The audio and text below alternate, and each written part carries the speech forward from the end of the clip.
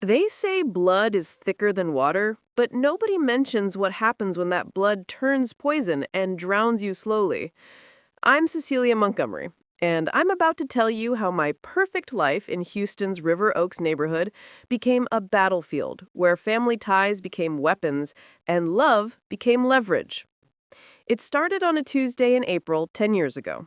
I was 26, fresh off closing my first major deal at Montgomery Real Estate, driving my brand new Mercedes through the tree-lined streets of our upscale neighborhood, feeling like I owned the damn world. My townhouse on Kirby Drive was my sanctuary. All white marble and floor-to-ceiling windows, the kind of place you see in Architectural Digest. I had worked my ass off for every square foot of it. Unlike my sister Leela, who coasted through life on daddy's credit card and her pretty face. I pulled into my driveway around 8 p.m., already planning my evening, a glass of Pinot Grigio, a long bath, maybe catch up on some contracts. But there she was. A baby carrier sitting right there on my pristine doorstep like someone had ordered takeout and forgotten to bring it inside. My heart stopped cold. Inside that carrier was a tiny thing, maybe 6 months old, wrapped in a pink blanket that had seen better days. She was sleeping, her little chest rising and falling, completely oblivious to the fact that she'd been abandoned like yesterday's trash. I grabbed my phone, handshaking, and called Leela. Straight to voicemail. Called again. Voicemail. I tried 15 times before I finally picked up that carrier and brought it inside because what the hell else was I supposed to do? Leave a baby on the porch overnight? The note was tucked into the blanket, written on the back of a Starbucks receipt in Leela's messy handwriting. Cece, I can't do this. Her name is Nina. I'll come back when I figure things out. Please? That was it. No explanation, no timeline, no emergency contact. Just please, like that magic word made abandoning your kid okay. I sat on my white leather couch holding this baby who started crying the moment she woke up and realized she was with a stranger. I didn't know jack about babies. I was the career woman, the one who worked 60-hour weeks and went on dates with lawyers and doctors who owned boats. Babies were something other people dealt with, people who had their lives together in that settled, domestic way. But there I was, Googling how to change a diaper at 8:30 on a Tuesday night while this tiny human screamed her lungs out in my living room. I called my parents next. Mom picked up on the third ring, her voice all sweet and southern like butter wouldn't melt in her mouth. Cecilia, darling, what's wrong? I told her everything. There was this pause, this long silence where I could practically hear the gears turning in her head. Then she said, well, that's unfortunate. Unfortunate. Like Leela had missed a hair appointment, not dumped her kid and vanished. Your father and I are in Cabo for the month, sweetheart. We can't possibly come back early. Leela will turn up. She always does. Just keep Nina there until she does. Just keep her there, like she was a package I was signing for temporarily. Mom, I don't know how to take care of a baby. I have a career. I have meetings tomorrow. I can't just... She cut me off. Cecilia Marie, you are perfectly capable. You're smart. You're resourceful. Leela is your sister. This is what family does. Then she hung up. She actually hung up on me. I called back twice, but neither of them answered. That's when it hit me like a ton of bricks. They weren't coming to help. They weren't even coming back early from their vacation. I was on my own. The first week was hell. Pure, unfiltered hell. Nina cried constantly. I had no formula that agreed with her stomach, no idea what her schedule was supposed to be, no clue if that rash on her cheek was normal or if I needed to rush her to the ER. I missed 3 client meetings and had to bring her to the office twice because I couldn't find a babysitter on short notice. My boss, Richard, was understanding at first, but by day 5, he pulled me aside and said, Cecilia, I need you focused. This is a critical quarter. Translation, get your shit together or get out. I hired a nanny, Maria, who was an absolute angel sent from heaven. She was in her 50s, had raised 4 kids of her own, and didn't judge me for being completely clueless. She taught me everything. How to burp Nina, how to read her cries, which one meant hungry versus tired versus just pissed off at the world. Slowly, painfully, I started figuring it out. But every single day, I waited for Leela to call, to show up, to explain herself. Nothing. Radio silence. I called my parents again after 2 weeks. Dad answered this time. Cecilia, your mother told me about the situation. The situation. Not his granddaughter, not the baby his daughter abandoned. The situation. Look, Princess, Leela has always been flighty. She'll come around. In the meantime, you're doing great. We'll be back in a few weeks and we can all sit down and figure this out. More empty promises. More kicking the can down the road. I wanted to scream at him. Wanted to tell him that this wasn't my responsibility, that I hadn't signed up for this. But I didn't, because Nina was starting to smile at me, starting to reach for me when she was scared, and something in my heart was cracking open in a way I hadn't expected. 3 months went by, then 6. Leela's phone was disconnected. Her apartment in Midtown was cleared out. The landlord told me she'd broken her lease and left no forwarding address. My parents came back from Cabo, then left for Paris, then came back and immediately booked a trip to Napa. They'd stop by occasionally, bring Nina some toy they'd picked up at the airport, take a few pictures for Facebook, then leave within an hour claiming they had dinner reservations or a spa appointment. They'd coo over her, call her their little angel, then hand her back to me the second she fussed. It became crystal clear that nobody wanted the responsibility. They just wanted the Instagram moments. By the time Nina's first birthday rolled around, I had made a decision. If nobody else was going to step up, I would. I hired a lawyer, Marcus Chen, best family attorney in Houston. He was expensive as hell, but worth every penny. I started the process to get legal guardianship. My parents didn't object, which should have been my first red flag. They signed whatever papers Marcus put in front of them, all smiles and "we support you, darling" energy. They thought I was doing them a favor, taking the burden off their hands permanently.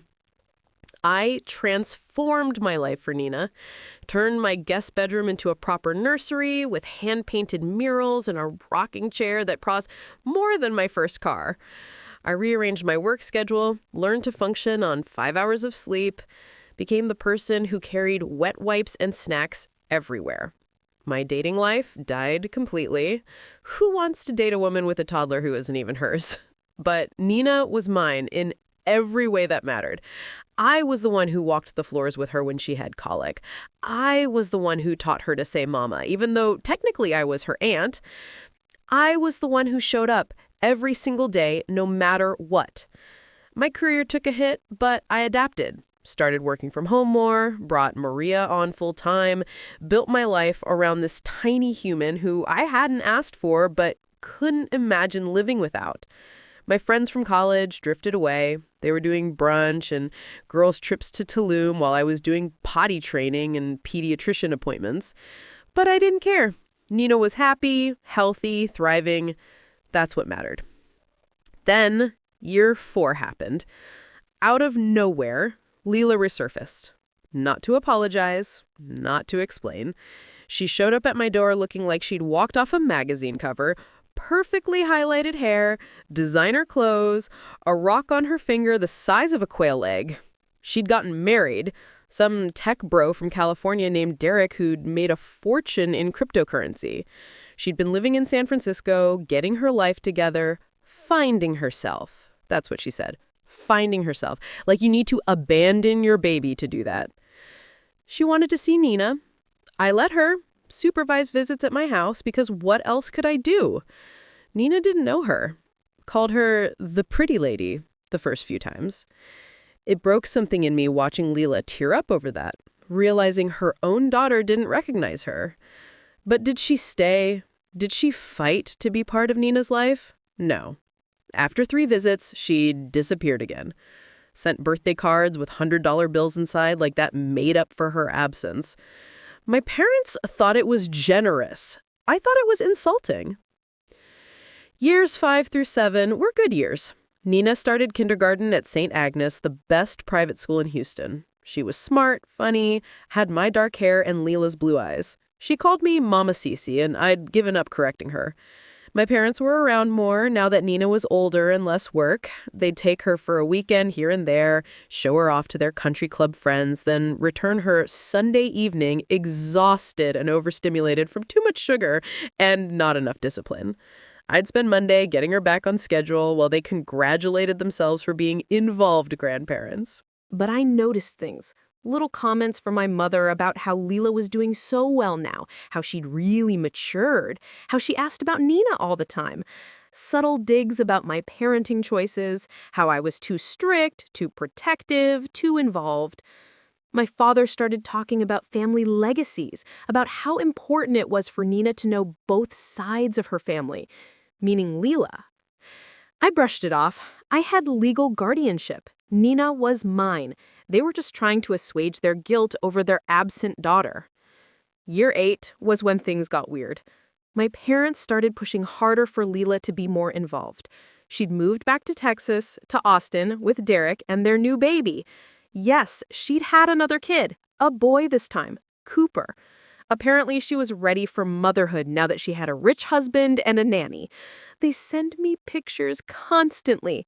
Look at Leela with her perfect family. Look at how happy she is. Look at what you're keeping Nina from.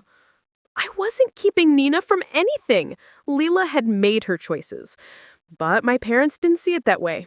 They started having Leela join our family dinners, bringing Cooper along, creating this weird blended family dynamic that Nina found confusing as hell. She'd ask me why she didn't live with Leela if Leela was her mom. I'd explain, age appropriately, that sometimes grown-ups make choices, and I was lucky enough to get to raise her. But my mother would contradict me. Oh, Nina, sweetheart, it's not that simple. Mommy Leela loves you so much. She had to go away for a while, but she's back now. The gaslighting was insane. They were rewriting history right in front of me, turning Leela into some tragic figure who'd made one mistake and paid for it dearly, while I became the controlling sister who wouldn't let her back into her daughter's life. Never mind that I'd kept Nina alive, raised her, loved her. Never mind that Leela hadn't fought for custody, hadn't sent child support, hadn't done a damn thing until it was convenient for her Instagram aesthetic. Year 9 was when I knew something was brewing. My dad started asking weird questions about Nina's paperwork. Did I have her birth certificate? What did the guardianship papers say exactly? Had I ever considered formally adopting her? He framed it as concern, like he was trying to make sure everything was legal and proper. But I'm not stupid. I've closed enough real estate deals to know when someone's doing due diligence for a hostile takeover. I called Marcus, told him everything. He said my guardianship was solid, but recommended I start documenting everything, every visit, every conversation, every dollar I'd spent raising Nina. I thought he was being paranoid. Then the lawsuit dropped. It was 2 months before Nina's 10th birthday. I got served at my office.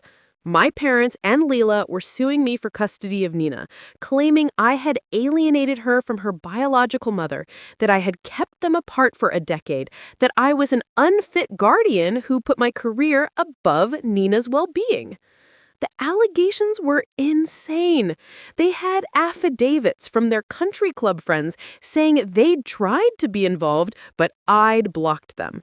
They had emails where I declined invitations for Nina to visit Leela in Austin, completely out of context, of course, not mentioning that those visits were scheduled during Nina's spool week, or that Leela would cancel last minute half the time.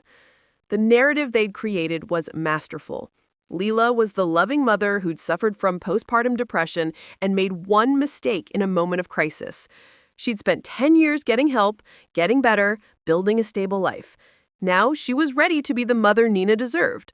My parents were the concerned grandparents who'd watched helplessly as I monopolized their granddaughter, poisoning her against her real family. And I was the villain, the controlling career woman who'd stolen a baby to fill the empty hole in her life. I was sick, physically sick. I threw up in my office trash can after reading that complaint. Nina was my daughter in every way that mattered. I'd given up everything for her. And now they were trying to take her away with lies and manipulation and straight up rewriting of reality. Marcus filed our response. It was brutal. We laid out the timeline. Every time Leela had abandoned Nina, every broken promise, every missed birthday. We documented my parents' neglect, their refusal to help when Nina first arrived, their checkbook grandparenting. We had testimony from Maria, from Nina's teachers, from her pediatrician, everyone who'd actually been there, who'd actually seen me raise this child. But my parents had money and connections. They hired Philip Rothstein, the most expensive and ruthless family attorney in Texas, the man who'd gotten billionaires out of prenups and celebrities out of DUIs. This wasn't going to be a fair fight. This was going to be war. The court date was set for November, 6 months away. 6 months of hell where I had to pretend everything was fine while lawyers battled over my daughter's future. Nina knew something was wrong. Kids always know. She'd ask me why Grammy and Pops didn't come over anymore, why we didn't do family dinners. I couldn't tell her the truth, that the people who were supposed to love her were trying to rip her away from the only stable parent she'd ever known. I spent those months building my case. Marcus told me we needed something big, something undeniable that would prove my parents and Leela were unfit. The evidence we had was strong, but circumstantial. Rich people got away with being shitty parents all the time. We needed a smoking gun. I found it 3 weeks before the court date. I was going through old family photos for the case, trying to find evidence of my parents' lack of involvement. I found a box in my storage unit from when I'd helped my mom clean out her old home office years ago. Inside were documents, old tax returns, business papers. And there, in a manila folder marked personal, I found it. The thing that would change everything. My hands shook as I read through the pages. Bank statements, wire transfers, correspondence. It was all there, proof of something so dark, so twisted, that I almost couldn't believe it. But it made sense. It made terrible, perfect sense. This wasn't about Nina. This had never been about Nina. This was about something else entirely. Something that had been brewing in my family for decades. I called Marcus immediately, sent him photos of everything. He was quiet for a long time after he reviewed them. Then he said, "Cecilia, this changes everything. But you need to understand. If we use this, there's no going back. Your family will never forgive you." I laughed. Actually, laughed. "Marcus, they're trying to take my daughter. They've already shown me who they are. I'm just showing the court."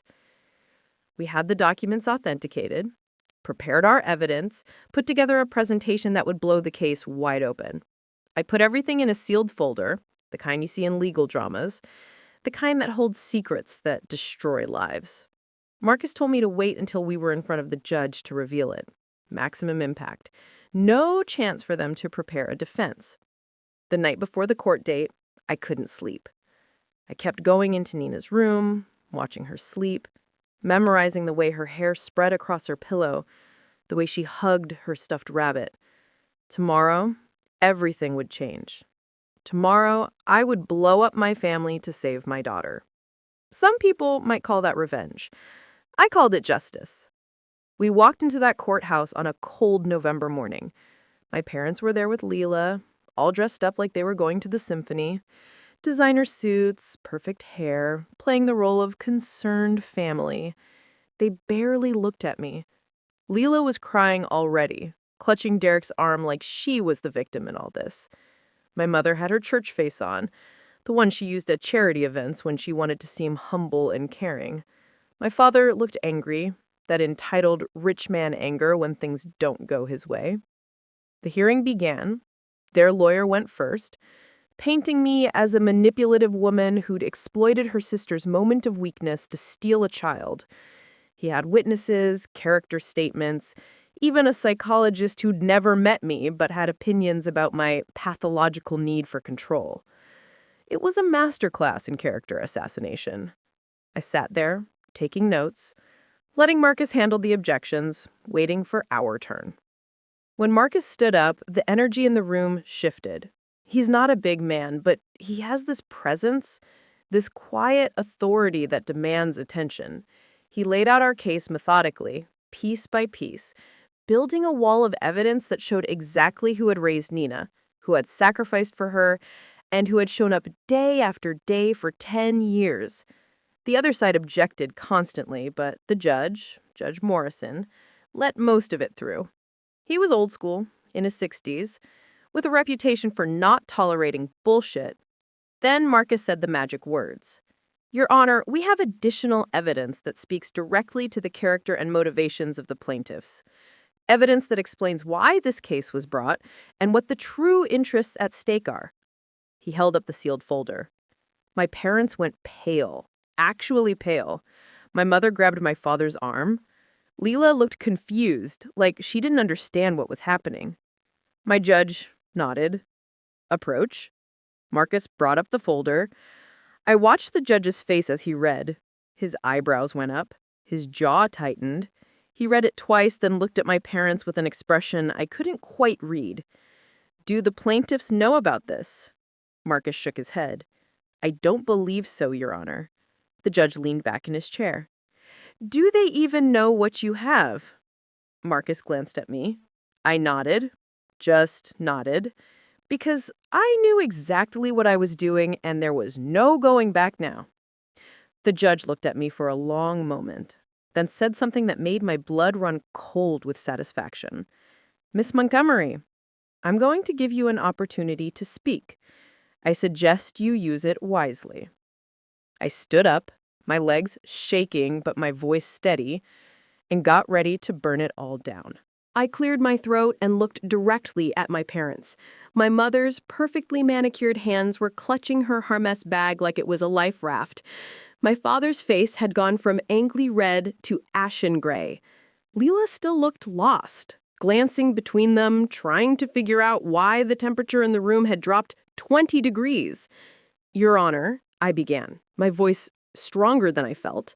For 10 years, I believed my family abandoned Nina because they were selfish, because they valued their lifestyle over responsibility, because they simply didn't care enough. I paused, letting that sink in. I was wrong. The truth is so much worse than that. Judge Morrison leaned forward. Continue, Ms. Montgomery. I took a breath. This was it. The point of no return. My parents didn't just abandon Nina. They orchestrated her abandonment. They paid my sister Leela $50,000 to leave Nina on my doorstep and disappear. The courtroom erupted. Rothstein was on his feet, screaming objections. Leela gasped so loud it echoed off the walls. My mother made the sound halfway between a sob and a shriek. My father just sat there, frozen, like someone had hit pause on his life. Judge Morrison slammed his gavel down 3 times. Order! I will have order in my courtroom.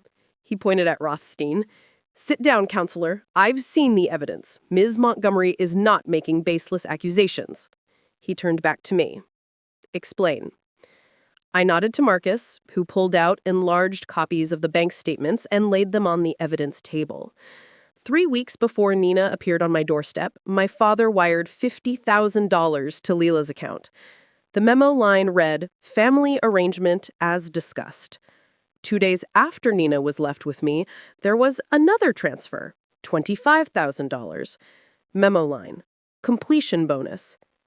I watched my parents as I spoke. My mother was crying now, real tears, not the performed kind she used to manipulate people.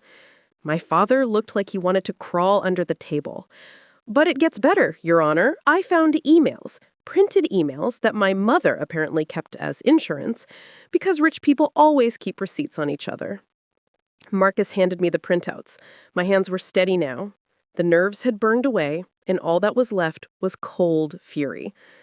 This is an email from my father to Leela, dated 6 months before Nina was born. I'll read the relevant part. Leela, your mother and I have discussed your situation extensively. We believe the best solution for everyone is for you to have the baby, then allow Cecilia to raise it. She's always wanted children and is too focused on her career to find a husband. You're too young and unprepared for motherhood. This arrangement solves both problems. We're prepared to offer significant financial compensation for your cooperation in this matter." Leela was shaking her head. No, that's not how it happened. They told me it was what was best for Nina." Her voice cracked. "They said Cecilia wanted a baby, and I wasn't ready, and it was just temporary until I got on my feet." Nothing about that transfer was temporary, I said, and I wasn't even angry at her anymore. She'd been manipulated too. We all had. They paid you to abandon your baby to me because I was the responsible one. The one who'd clean up the mess, the one who'd sacrifice everything while they maintain their perfect lives. I turned back to the judge. But here's what I couldn't figure out for years. Why? Why go through this elaborate scheme? Why not just pressure Leela to give Nina up for adoption? Why specifically put her with me? I pulled out another document. Because of my grandmother's will.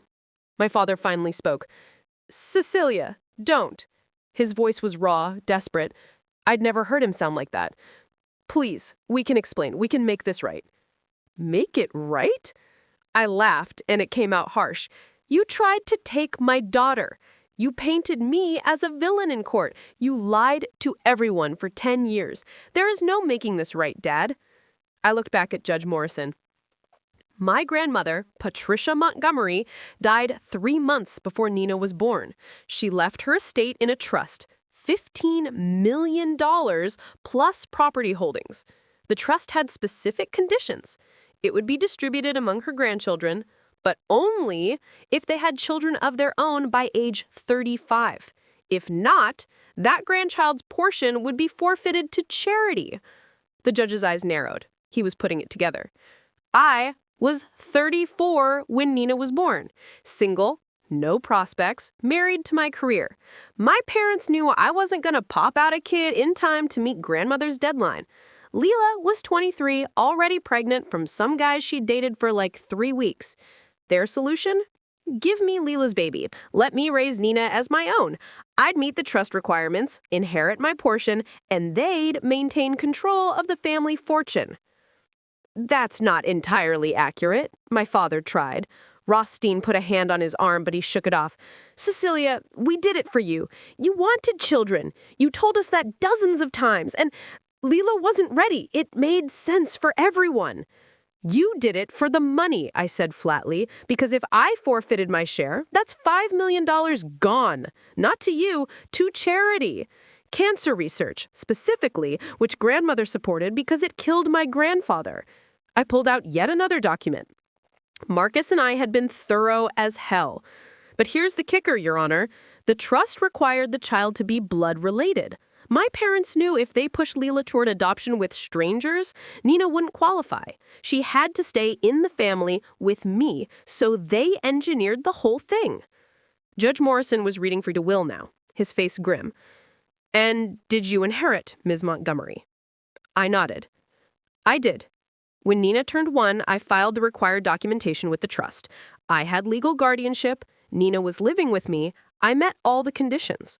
I received my $5 million, which I immediately put in a trust for Nina's education and future." My mother's head snapped up. "You what?" I smiled at her. It wasn't a nice smile. "Did you think I kept it, Mom? That money was blood money. I didn't want a dime of it. Every penny went into an account for Nina. For college, for a house someday, for whatever she needs. She's the only one who should benefit from grandmother's estate because she's the one who was used as a pawn to secure it." Lila was full-on sobbing now. "I didn't know. Cecilia, I swear to God, I didn't know about the trust. They told me you wanted a baby and I wasn't fit to be a mother, and they'd help me get back on my feet if I just let you have her for a while. I thought it was temporary. I thought you were happy about it." I believed her. Looking at her face, seeing the horror there, I actually believed her. "I know, Lila. I know they manipulated you too." I turned back to my parents. "But these two, they knew exactly what they were doing. They created a situation where I'd take Nina, raise her, claim her, all so they could maintain control of grandmother's money. And when I actually fell in love with her, when I became her mother in every real way, they couldn't handle that because it meant they'd lost control of the narrative. Marcus stepped in. Your Honor, we believe the current custody suit is another attempt at manipulation. Miss Montgomery has been an exemplary guardian. Nina is thriving in every way. But the plaintiff saw an opportunity. Nina is 9 now, old enough that she doesn't require the intensive care of a baby or a toddler, old enough to be the perfect accessory for family photos and social media. They waited until she was convenient. That's absolutely not true, my mother said, finding her voice. But it was weak, performative. We love Nina. We want what's best for her. You want what makes you look good, I shot back. You want the Instagram perfect family, the grandparents who swept in to save a child from a bad situation. Never mind that you created the bad situation. Never mind that I've been Nina's mother for 10 years. You want to rewrite history so you're the heroes instead of the villains. Judge Morrison held up a hand. I've heard enough. He looked at my parents, and I swear I saw disgust in his eyes. Mr. and Mrs. Montgomery, did you pay your daughter to abandon her child? Silence. I asked you a question. Did you pay Lila Montgomery to leave Nina with Cecilia? My father stood up slowly. Rothstein tried to stop him, but he moved away from the table, standing there in his expensive suit, looking every one of his 68 years. We provided financial support during a difficult time. The arrangement was mutually beneficial. That's a yes, the judge said coldly. Did you do this with the trust inheritance in mind? Another pause. Mr. Montgomery, I remind you that you're under oath. The trust was a factor, my father admitted. But Cecilia did want children. We weren't lying about that. We saw an opportunity to help both our daughters. Yes, there was a financial component, but our intentions were good. The road to hell, Judge Morrison muttered. He looked at Lila. Miss Walker, were you aware of the full scope of this arrangement? Lila shook her head frantically. No, sir. I was told it was about giving Nina a better life. They gave me money, yes, but they said it was to help me start over, to get therapy, to go back to school. They never mentioned a trust or an inheritance, I swear. The judge made a note. And when did you decide you wanted custody back? I didn't. I mean, I wanted to be in Nina's life more. I wanted to be a better mom, but the lawsuit, that was them. They pointed at our parents. They told me Cecilia was alienating Nina from me. That she was brainwashing her against her real family. They said if we didn't do something now, I'd lose her forever. I was stupid. I should have known better. I should have talked to Cecilia first. So this lawsuit was your parents' idea? Lila nodded. They hired Rothstein. They filed everything. Derek and I just signed where they told us to. She looked at me, and her face was devastated. Cecilia, I'm so sorry. I fucked up 10 years ago and have been fucking up ever since. You're Nina's mom. You've always been her mom. I gave that up when I left her on your porch. It was the most honest thing she'd ever said to me. I didn't forgive her, not entirely, but something loosened in my chest. Why? I asked her. Why did you really leave? Not the money. What made you actually do it? She wiped her eyes, mascara streaking down her face. I was scared shitless. Nina's dad bailed the second I told him I was pregnant. Mom and Dad were so disappointed in me. I was 23 and I had no idea how to be a mother. When they suggested you take her, it felt like a lifeline, like I was doing something good for once, giving her to someone who could actually handle it. She let out a bitter laugh. I told myself it was temporary, that I'd get my shit together and come back for her, but the longer I stayed away, the easier it was to pretend she wasn't mine. And then I met Derek and got pregnant with Cooper, and suddenly I was ready. But it was too late. Nina was yours. George Morrison was taking notes furiously. Ms. Walker, for the record, do you want custody of Nina? Lila looked at me, then back at the judge. I want to be in her life. I want to be a good mom to her if she'll let me. But no, I don't want custody. Cecilia should have her. Cecilia earned her. You can't just give up, my mother hissed at her. Lila, we talked about this. You're her mother. You have rights. Rights I abandoned 10 years ago. Lila stood up, turning to face them. You used me. You used my baby. You turned my biggest mistake into your financial scheme, and now you're trying to make it seem like Cecilia's the bad guy? I'm done. I'm out. Nina stays with Cecilia. My father's face went purple. You ungrateful little... We gave you everything. We set you up for life. You think Derek would have married you if we hadn't smoothed things over with his family, if we hadn't paid off your debts and gotten you into rehab? Rehab? I interrupted. What rehab? The courtroom went silent again. Lila looked at the floor. My father realized he had said too much. Lila? I pressed. What is he talking about? I had some issues, she said quietly, after I left Nina. I was using, pills mostly, then some harder stuff. I hit rock bottom about 6 months after I left Houston. Mom and Dad found me in San Francisco, got me into a treatment facility. That's where I met Derek, actually. He was volunteering there because his brother died of an overdose.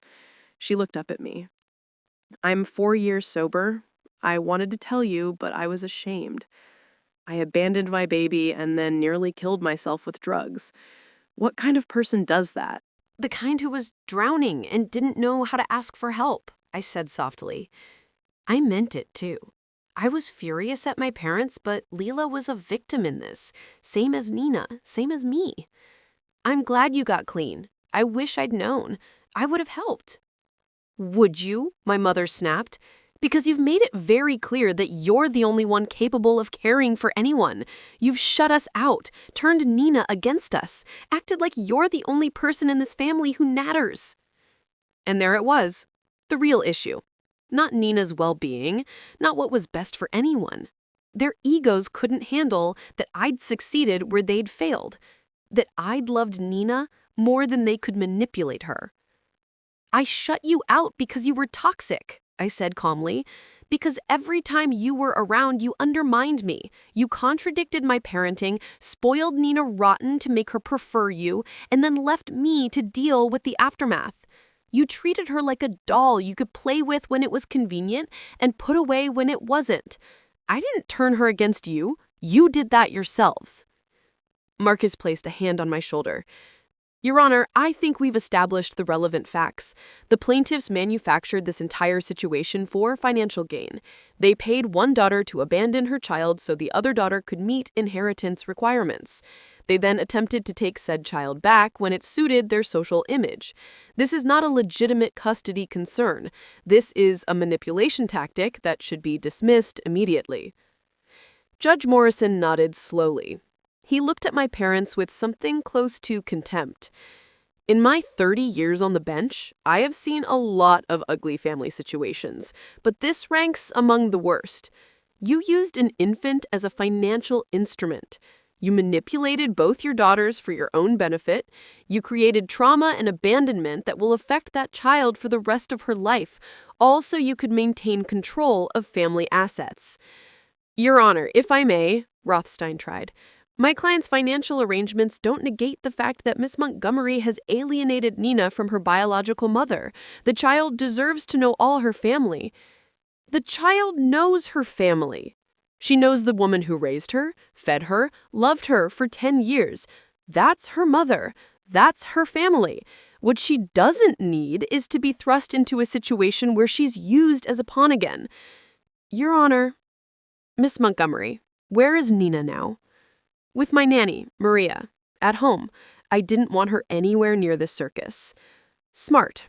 Does she know about the lawsuit? I nodded. I told her age appropriately, that some people were confused about who should take care of her, but that I was fighting to make sure she stayed with me. She's scared, but she knows I love her. And her relationship with the plaintiffs? Cordial, but not close. She calls them Grammy and Pops. She sees Leela occasionally and calls her Leela. I've never prevented contact. I've just maintained boundaries to protect her stability. Judge Morrison made more notes. Here's what's going to happen. I'm denying the petition for custody. Nina stays with Miss Montgomery. Full stop. I'm also denying any changes to the current guardianship arrangement. Miss Montgomery has proven herself to be an excellent parent, and there is no legitimate reason to disrupt Nina's life. My mother let out this wail, this dramatic sound like someone had died. My father grabbed her arm, trying to shush her. Judge Morrison ignored them.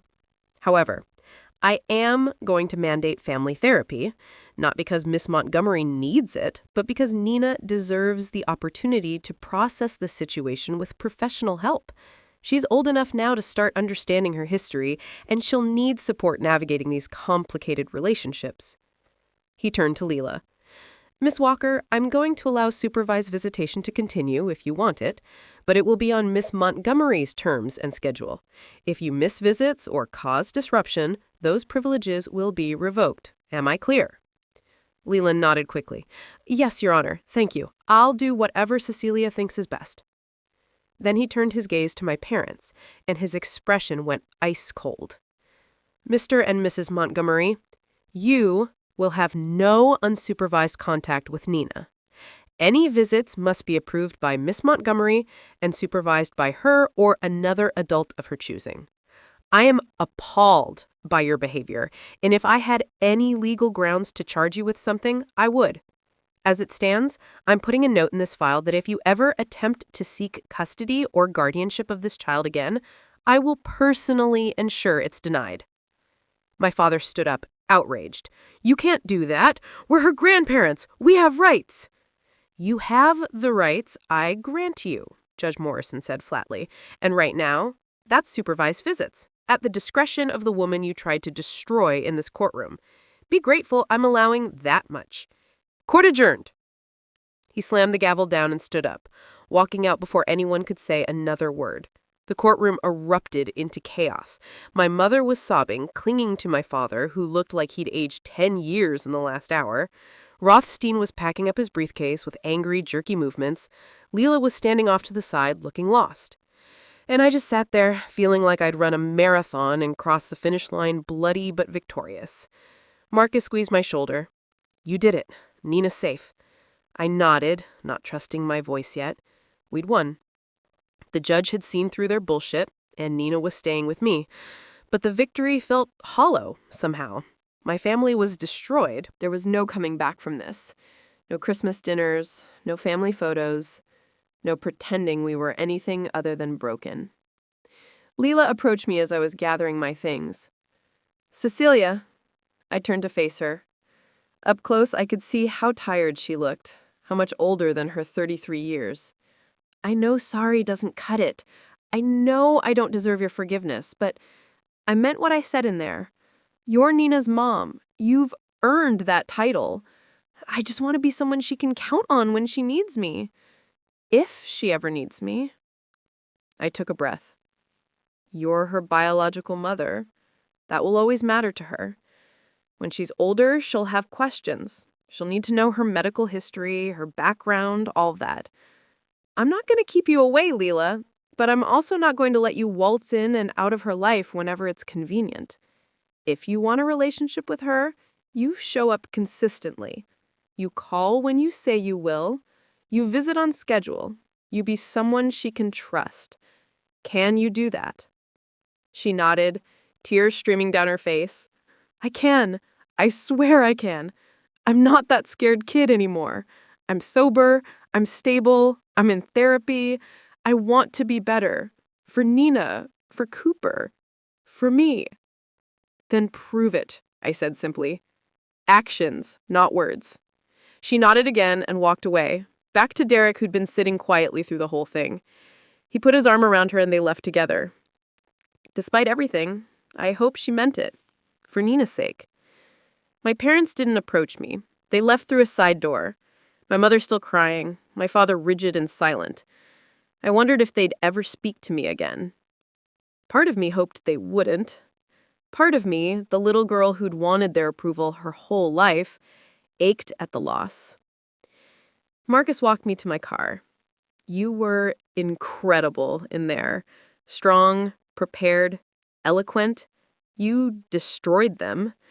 I destroyed my family, I corrected, but I saved my daughter. That's the trade-off. He nodded. Some families are worth destroying to protect what matters. You made the right choice. I drove home in a daze. When I walked through the door, Nina came running. Mama Cece, did you win? Can I stay? I dropped to my knees and pulled her into a hug so tight she squeaked. You can stay, baby. Forever. You're not going anywhere. Good, she said firmly, pulling back to look at me with those serious blue eyes. Because I already told Emma at school that you're my real mom, and she's going to invite us both to her birthday party next month, and I don't want to explain why I live somewhere else. I laughed. Actually laughed for the first time in months. Can't disappoint Emma. That would be tragic. Nina giggled and ran off to tell Maria the news, leaving me standing in my foyer, finally able to breathe. We'd survived. Against all odds, against all the money and manipulation and legal maneuvering, we'd survived. Nina was mine, legally, emotionally, completely mine. But as I looked around my beautiful house, my perfect life that I'd built from nothing, I knew this wasn't over. My parents weren't the type to accept defeat gracefully. They'd regroup, find another angle, another way to assert control, and I'd be ready. Because I'd learned the most important lesson of all. Family isn't blood. Family is who shows up when it matters, who fights for you when the world turns dark, who chooses you every single day. And I had chosen Nina. I would always choose Nina. No matter what came next, no matter what secrets still lurked in the shadows, I was her mother, and nothing would change that. The war might not be over, but I'd won the most important battle. Everything else was just cleanup. But what I didn't know then, as I stood there feeling victorious, was that my parents had one final card to play. And when they played it 6 months later, it would make everything that came before look like child's play. Because the trust wasn't just about Nina, and the real secret about why they wanted custody so badly was still buried, waiting to explode. 6 months of peace. That's all I got. 6 months of Nina thriving in therapy, of supervised visits with Lila that actually went well, of rebuilding our lives without my parents' toxic influence. 6 months of thinking I'd won. I should have known better. The Montgomery family doesn't do defeat. They do revenge. It started with a letter from a law firm I'd never heard of. Berkshire and Associates, out of Dallas. High-powered, expensive, the kind of firm that handles billion-dollar mergers and corporate espionage cases. The letter was addressed to me, but the subject line made my blood run cold. Montgomery Family Trust, secondary provisions, and required disclosure. I called Marcus immediately. He came to my house that night, read the letter 3 times, then looked at me with an expression I'd never seen on him before. Fear. Cecilia, did you read the entire trust document when you filed for your inheritance? I frowned. I read what my portion was. Why? What am I missing? He pulled out his laptop and started pulling up files. The trust your grandmother set up wasn't just about distributing money to grandchildren who had kids. There was a secondary provision buried in the documentation, a clause that gets triggered if any beneficiary contests the estate or if there's legal action between family members regarding a trust beneficiary. My stomach dropped. What kind of clause? Marcus read directly from the screen. In the event that legal proceedings are initiated between immediate family members concerning the care, custody, or welfare of a minor child who qualifies as a trust beneficiary under Section 3A, a full audit of all trust distributions shall be conducted. If it is found that any beneficiary obtained their distribution through fraudulent means, misrepresentation, or failure to meet the actual terms of the trust, said distribution shall be returned in full with interest, and criminal charges may be pursued. I couldn't breathe. What are you saying? He looked at me with those serious eyes. Your parents are claiming that you didn't actually meet the requirements of the trust, that your guardianship of Nina was obtained through coercion and manipulation of Lila, and therefore your $5 million distribution was fraudulent. I stood up, pacing. That's insane. They paid Lila to give me Nina. The judge saw the evidence. It's in the court record. Which is exactly why they're pushing this angle now, Marcus said grimly. They're arguing that because they orchestrated Nina's placement with you and you accepted their arrangement, you were complicit in the fraud, that you knew the baby was given to you specifically for the inheritance and you went along with it. The room was spinning. I didn't know. I had no idea about the trust conditions until Nina was 6 months old. I took her because nobody else would, because she needed someone. Can you prove that? I stopped pacing. What? Marcus leaned forward. Can you prove you didn't know about the trust conditions when you took Nina? Do you have emails, texts, anything showing you were surprised when you found out? Because if you can't prove your ignorance, they're going to paint this as a conspiracy between you and them to defraud the estate. I racked my brain. It had been 10 years. My old phone was long gone. Emails from back then? Maybe. Oh, look, there has to be something. Marcus nodded. Look fast. They're requesting a full audit, and they've got the executor of the estate involved. If this goes through, you'll have to return the $5 million plus interest. That's close to $7 million now, and that's if they don't press criminal charges. After he left, I tore apart my home office looking for anything from that time period. Old hard drives, backup files, anything. It was 2 in the morning when I found it, an old Gmail account I'd used before I got my professional email. I logged in, fingers shaking, and searched for keywords. Trust, inheritance, Nina. And there it was, an email to my college roommate Sarah, dated 2 weeks after Nina arrived. Sarah, I'm drowning here. This baby showed up, and now I'm supposed to just raise her. Mom and Dad are useless. Leela's gone, and I have no idea what I'm doing. To top it off, I found out grandmother's will had some condition about having kids by 35, and I guess I technically qualify now? I don't even care about the money. I just want to know if I'm going to get sued for keeping Nina or if Leela's going to show up and take her back. This is a nightmare. I could have cried with relief. Proof. Dated proof that I'd been confused and overwhelmed, that the money was an afterthought, that I'd taken Nina out of necessity, not greed. I forwarded it to Marcus with shaking hands. His response came 10 minutes later. This helps, but we need more. They're going to argue you're lying, that you deleted evidence of your knowledge. We need to go deeper. Deeper? What did that even mean? I spent the next week doing something I never thought I'd do. I hired a private investigator. Not just any PI, but Rebecca Torres, a former FBI agent who specialized in financial crimes. If my parents wanted to play dirty, I'd show them what dirty really looked like. Rebecca came to my house 3 days later with a file that was 4 inches thick.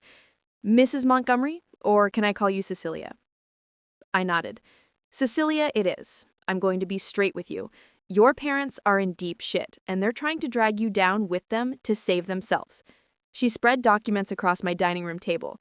Your grandmother's trust wasn't just about distributing $15 million. The total estate was worth $47 million. The other $32 million was earmarked for charity if certain conditions weren't met. I stared at the numbers. I don't understand.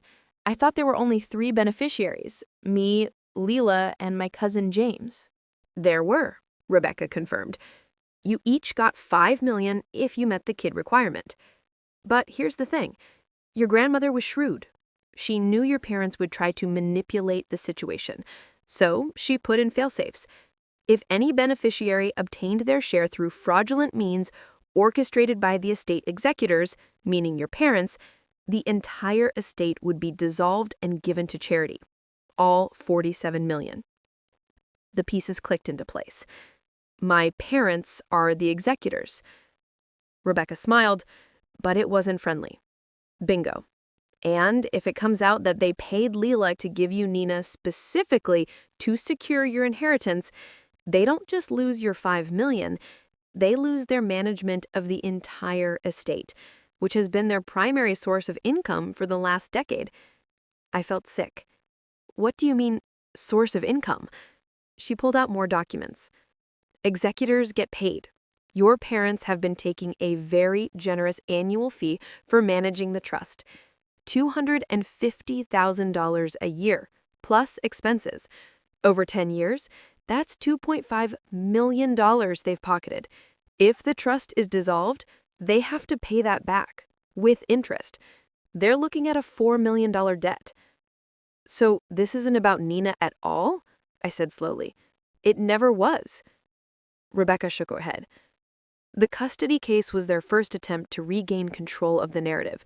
They thought if they got Nina back, they could claim they'd been protecting the integrity of the trust all along. When that failed, they switched tactics. Now they're trying to prove you were in on their scheme from the start. If you go down, you take the fall, and they walk away clean. I sat down hard. Can they prove it? Can they actually make this stick? Rebecca was quiet for a moment. Honestly, it depends. The email you found helps, but they've got resources and they're desperate. Desperate people do dangerous things. However, she paused, I found something that might change everything. Something your parents really don't want coming to light. She pulled out a document I didn't recognize. It looked like a legal contract, dated 3 years before Nina was born. What is this? I asked. Rebecca's smile turned predatory. This is a pre-arrangement contract between your parents and a private adoption agency in California. They were planning to buy a baby. The room went silent. They what? She nodded. 3 years before Nina was born, when you were 31 and showing no signs of settling down, your parents contracted with an agency to provide them with an infant that met specific criteria: white, female, healthy, from educated biological parents.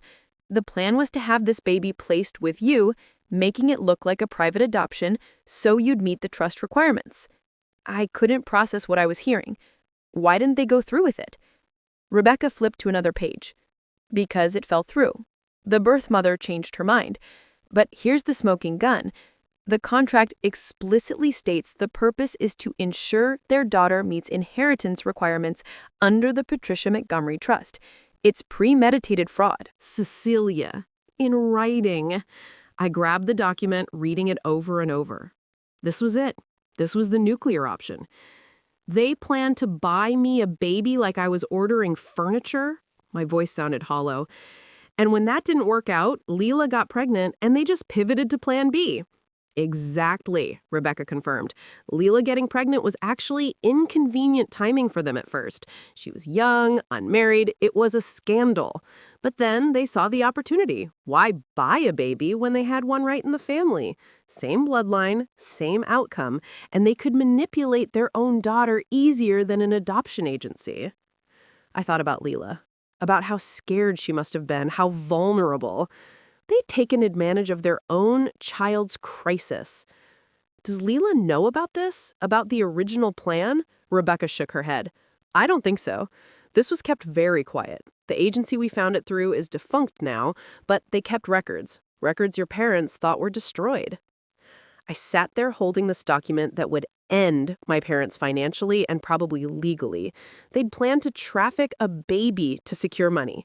They'd use their own daughter's crisis as a backup plan.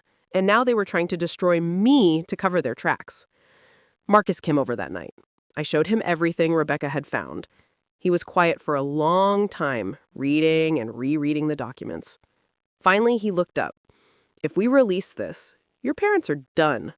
Criminal charges, definitely. Fraud, conspiracy, possibly human trafficking, depending on how aggressive the DA wants to be. They'll lose everything. Their reputation, their money, possibly their freedom. And if we don't, I asked. He sighed. They'll keep coming after you. Maybe they'll succeed, maybe they won't. But it'll be years of legal battles, audits, investigations. Nina will grow up watching her mother fight in court constantly.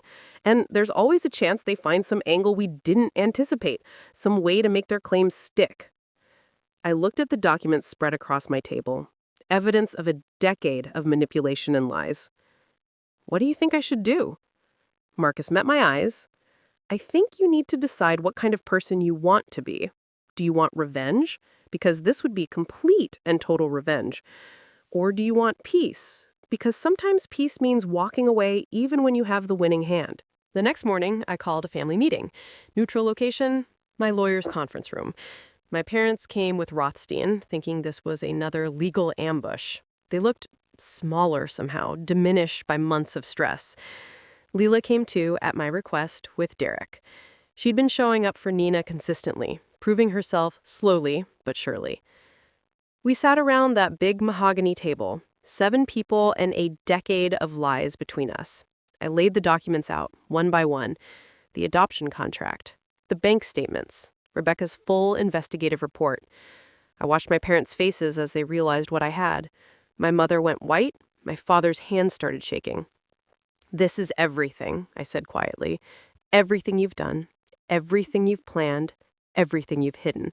I know about the adoption agency. I know about the executor fees. I know you're trying to throw me under the bus to save yourselves."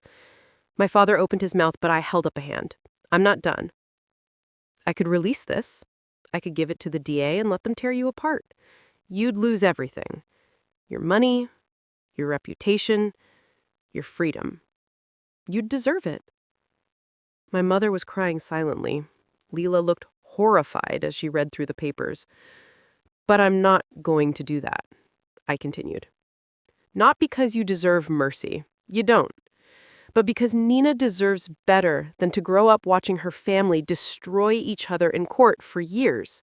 She deserves peace." "What do you want?" my father asked, his voice barely audible. I leaned forward. "I want you gone. Permanently. You resign as executors of the trust, effective immediately. You sign over all executor fees you've collected to charity, every penny. You agree to a permanent restraining order, keeping you away from me and Nina.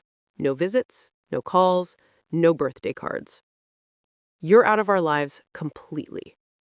"Cecilia," my mother gasped. "She's our granddaughter." I looked at her with cold eyes. "She stopped being your granddaughter when you tried to use her as a chess piece in your financial games. You don't get to play grandma now." I turned to Leela. "You get supervised visits on my terms, if you continue showing up the way you have been. I'm not taking Nina's biological mother away from her. But these two," I pointed at my parents, "they're done." Rothstein started to object, but my father put a hand on his arm. "What happens to the documents, the evidence?" I slid a contract across the table. "You sign this agreement. You meet all the terms. The documents stay sealed in my lawyer's safe. You violate the agreement. Everything goes public and to the authorities. You will be prosecuted to the fullest extent of the law." To protect my daughter, I didn't hesitate. In a heartbeat. He looked at my mother. She was still crying, but she nodded. What choice did they have? They'd played their final card, and I'd had a royal flush the whole time. My father picked up the pen. His hand shook as he signed, page after page after page. My mother signed next to him, tears dropping onto the paper. When it was done, I collected the signed documents and stood up. "You should know something," I said as they prepared to leave. "I didn't want this. I didn't want to be Nina's mom originally. I didn't want to inherit that money. I didn't want any of this. But you forced my hand at every turn. You made me choose between being a good person and being your daughter. I chose Nina every single time, and I'd do it again." My mother looked at me with something like grief. "We did love you, Cecilia, both of you. We just loved the money more." At least she was finally honest. They left through the side door. I watched them go, these people who'd given me life but never really knew me. Leela stayed behind. She'd been quiet through the whole meeting, processing everything. "I'm sorry," she said finally. "I know I keep saying that, but God, Cecilia, I'm so sorry. I brought all this down on you. I should have been stronger 10 years ago." I looked at my sister, really looked at her. She wasn't the scared 23-year-old anymore. She'd fought through addiction, built a life, was trying to be better. You were a kid dealing with impossible circumstances. They exploited that. I'm not angry at you anymore, Leela. I'm angry at them. She nodded, wiping her eyes. Can I still see Nina? I know I don't deserve it, but I'm trying so hard to be someone she can count on. I pulled out another document. I had Marcus draw this up. A formal visitation agreement. Every other Sunday, supervised by me or Maria. Holidays, we'll negotiate. You miss 3 visits without valid excuse, the agreement is void. You show up intoxicated or high even once, it's over permanently. Leela took the paper with shaking hands. I'll sign it, and I'll stick to it, I promise. I wanted to believe her. For Nina's sake, I needed to believe her. Actions, not words, remember? She nodded. Actions. I've got 4 years of sobriety behind me. I'm in therapy 3 times a week. I'm on the board of a recovery nonprofit. I'm working my ass off to be worthy of being in Nina's life, even just at the edges. Derek spoke up for the first time. I'll make sure she sticks to it. Nina deserves consistency. Leela knows that. We both do. I studied him. He seemed solid, genuine. You're good for her, I told him. She's lucky she found you. He smiled. I'm lucky I found her. She saved my life as much as I'd like to think I saved hers. We save each other every day. That was it. The meeting was over. The war was done. I'd won completely and absolutely. My parents were banished. The trust was secured. Nina was safe. But why did I feel so empty? I drove home and found Nina doing homework at the kitchen table, Maria supervising. She looked up when I walked in. How'd it go? I sat down across from her. This kid, this incredible human being who'd been abandoned and manipulated and used as a pawn, who had every right to be damaged and angry. But she was bright and funny and so full of love it hurt. It's over, baby. Really over this time. Grammy and Pops won't be coming around anymore. She processed that, her face serious. Because they tried to take me away from you? Kids always knew more than you thought. Yeah, because of that. Are you sad? Nina thought about it. A little. They gave good presents, but they never really wanted to play with me, you know? They just wanted pictures. You actually play with me. Even when you're tired, even when you have work, you show up. Out of the mouths of babes. I'll always show up, Nina. That's what moms do. She nodded like this was obvious. I know. Can we have tacos for dinner? And just like that, we moved on. Because kids are resilient, and dinners still need to happen, and life keeps going even after wars end. That night, after Nina was asleep, I sat in her room watching her breathe, thinking about everything that had happened. 10 years ago, I'd been a different person. Ambitious, selfish maybe, focused on success and status. Then a baby appeared on my doorstep, and my whole life imploded and rebuilt itself around her. I'd lost friends, career momentum, my family, my inheritance, in any meaningful way. But I'd gained something infinitely more valuable. I'd gained purpose. I'd become the person I was always meant to be, not the person my parents tried to mold me into. The next morning, I did something I'd been planning since the meeting. I called the charity my grandmother had designated in her will, Cancer Research Foundation of Houston. I set up a meeting with their director, showed up with a check for $7 million. The $5 million I'd inherited plus interest, minus only what I'd already spent on Nina's trust fund for her future. The director, a woman named Dr. Sarah Chen, stared at the check. Miss Montgomery, this is extraordinary. May I ask what prompted this? I smiled. My grandmother wanted her money to save lives. My parents tried to use it to control lives. I want to honor her original intention. Dr. Chen's eyes got misty. This will fund 3 years of research, clinical trials that could change outcomes for thousands of patients. Your grandmother would be so proud. I left that meeting feeling lighter than I had in years, The money was gone, but it had never really been mine. It was blood money, tainted by manipulation and lies. Now it would do actual good. Marcus called me that afternoon. "Cecilia, are you insane? You gave away $7 million?" I was at the park with Nina, watching her on the swings. "I gave away $7 million that weren't mine. Grandmother wanted it for cancer research. Now it's there." He was silent for a moment. "You're either the most principled person I know or the craziest." I laughed. "Can it be both?" He laughed too. Yeah, it can be both. For what it's worth, I think you did the right thing. The hard thing, but the right thing." Lila showed up that Sunday for her first official visitation. She brought coloring books and followed Nina around the playground without trying to force anything. She was nervous, but genuine. When it was time to leave, Nina hugged her. "Bye, Lila. See you in 2 weeks?" Lila's face lit up. "Yeah, baby, 2 weeks. I'll be here." And she was. Every other Sunday like clockwork. Sometimes Derek came, sometimes just her. She didn't try to be Nina's mom in the big way. She was just present, consistent, there. Nina started calling her Lila Mom, which was her way of acknowledging the biological connection while keeping me as her real mom. It worked for everyone. Months passed, then a year. Life found a rhythm. Nina thrived, made the honor roll at St. Agnes, got into soccer and turned out to be freakishly good at it, had sleepovers and birthday parties and drama with friends that made my head spin. Normal kid stuff. Beautiful, mundane, normal. I got promoted at work. Turned out when you're not dealing with constant family crisis, you can actually focus on your career.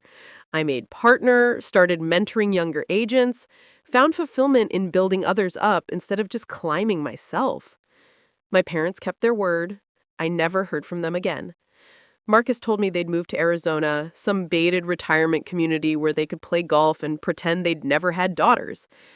Sometimes I wondered if they thought about Nina, if they had any regrets, but mostly I didn't think about them at all. The day Nina turned 13, I took her to lunch, just the two of us. She was growing up so fast, all long legs and opinions. We sat at her favorite restaurant, and she asked me the question I'd been dreading. "Mama Cece, why did Lila leave me? Like, really, why? Not the kid version, the real version." I took a breath. She was old enough now. She deserved the truth. So I told her. All of it. The money, the manipulation, the custody case, everything. I watched her process it, her face going through a dozen emotions. When I finished, she was quiet for a long time. "So, I was basically a business transaction," she said finally. I grabbed her hand. "You were never that to me.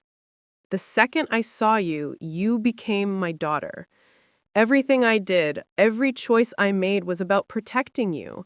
The money, the court cases, all of it was just noise. You were always real." She squeezed my hand back. "I know. I've always known you chose me every day. That's the difference, right? They had to be my family because of blood. You got to be my mom because you wanted to be." Smart kid. So damn smart. Exactly. Family isn't who you're born to. It's who chooses to show up for you. She nodded, then surprised me by asking, "Do you think they're happy now, Grammy and Pops?" I thought about it. Honestly, probably not. Happy people don't do what they did. They were chasing something that always stayed just out of reach. More money, more control, more status. It's exhausting. "Good," Nina said firmly. "They don't deserve to be happy after what they did to you. To all of us." I smiled at her fierce loyalty. Maybe not, but I hope someday they find peace. Holding on to anger only hurts the person holding it. I learned that the hard way. We finished lunch and went back home, where Maria had made Nina's favorite cake. Leela came by with a present, stayed for exactly an hour, like we'd agreed, then left. It was seamless, undramatic, functional. Not perfect, but real. That night, after everyone had gone and Nina was asleep, I sat in my home office looking at a photo from 10 years ago, me holding baby Nina the day after she'd been left on my doorstep. I looked terrified in that photo, lost, but determined. I'd come so far from that scared woman who didn't know how to change a diaper. My phone buzzed. A text from Dr. Chen at the Research Foundation. Cecilia, wanted you to be the first to know. The trial your donation funded just showed a 67% success rate in early-stage pancreatic cancer. We're moving to phase 3. Your grandmother's legacy is saving lives. I read that message 3 times, tears streaming down my face. That's what it was all about. Not the money, not the status, not winning. Legacy. What you leave behind. My parents had left behind broken trust and shattered relationships. My grandmother had left behind the potential to save lives, and I was leaving behind a daughter who knew what it meant to be truly loved, who understood that family was choice and action, not just blood and obligation. I walked into Nina's room one more time, watching her sleep the way I'd done 1,000 times before. She had her whole life ahead of her. College, career, maybe kids of her own someday. She'd make mistakes, because everyone does, but she'd have a foundation of unconditional love to stand on. She'd know in her bones that she was wanted, chosen, fought for. That would make all the difference. As I stood there, I realized I'd spent 10 years being angry at my parents for making me Nina's mother. But the truth was, Nina had saved me just as much as I'd saved her. She'd taught me what mattered. She'd shown me who I could be when I stopped trying to meet other people's expectations and just showed up with love. She'd made me better. Sometimes the worst thing that happens to you turns out to be the best thing. Sometimes what looks like a burden is actually a blessing. Sometimes family destroys you so you can rebuild yourself stronger. I looked at my daughter, this miracle who'd been abandoned on my doorstep a decade ago, and I whispered, "Thank you for choosing me back," because that's what we'd done. In a world that tried to use her as a pawn and me as a pawn, we'd chosen each other. Every single day. And that choice, that simple, revolutionary choice to love someone because you want to, not because you have to, that was everything. The lawyers would say I won. The judge would say justice was served. The therapist would say we'd healed from trauma. But the truth was simpler. I'd learned that sometimes the family you're born into isn't the family you're meant to have. Sometimes you have to build your own family from scratch, one choice at a time, one day at a time, one act of love at a time. And sometimes, if you're very lucky, the universe drops a baby on your doorstep and gives you a chance to become the person you were always meant to be. Not perfect, not without scars, but real, present, worthy. That was my revenge in the end. Not destroying my parents, though I could have. Not taking their money, though I did and gave it away. My revenge was building a life so full of genuine love and purpose that their approval stopped mattering. My revenge was raising a daughter who would never question whether she was wanted. My revenge was becoming the kind of person my grandmother would be proud of. Not because of money or status or success, because I chose love over control, presence over manipulation, truth over comfort. And in the end, that's what family should be. Not the people who share your blood, but the people who show up, who fight for you, who choose you even when it's hard. Especially when it's hard. Nina was my daughter. I was her mother. Everything else was just noise. And you know what? That was enough. More than enough. It was everything. Blood doesn't make a family. Love, sacrifice, and showing up every single day makes a family. The people who truly love you will prove it through their actions, not their words or their genetic connection. Sometimes the greatest act of strength isn't revenge. It's choosing peace and building something better from the ashes of what was broken. Money and status mean nothing compared to the unconditional love between a parent and child. And the most important legacy you can leave isn't wealth or reputation. It's teaching the next generation what it means to love someone fiercely, protect them completely, and give them roots strong enough to build their own wings. Real family is chosen every single day through 1,000 small acts of love. Everything else is just biology. Every single day. And that choice, that simple, revolutionary choice to love someone because you want to, not because you have to, that was everything. The lawyers would say I won. The judge would say justice was served.